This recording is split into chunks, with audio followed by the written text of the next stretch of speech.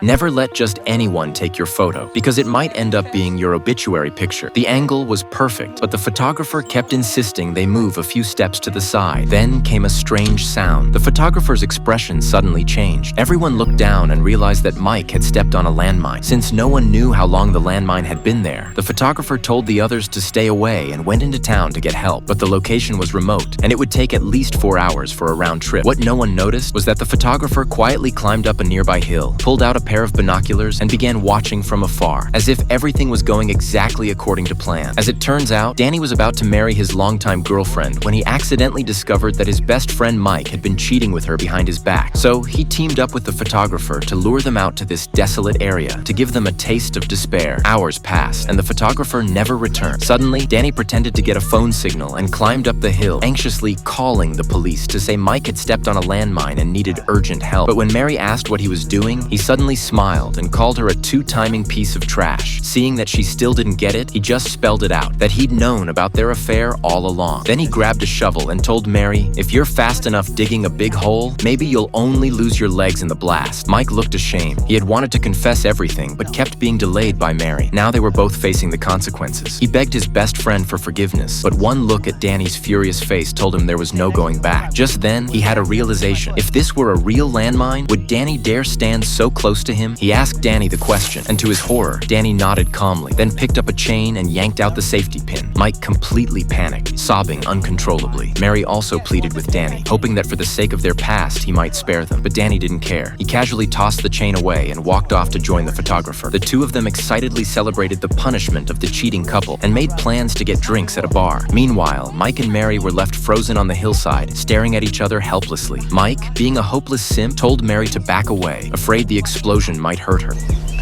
I just want you to stay safe. I need you to be safe while we figure this thing out.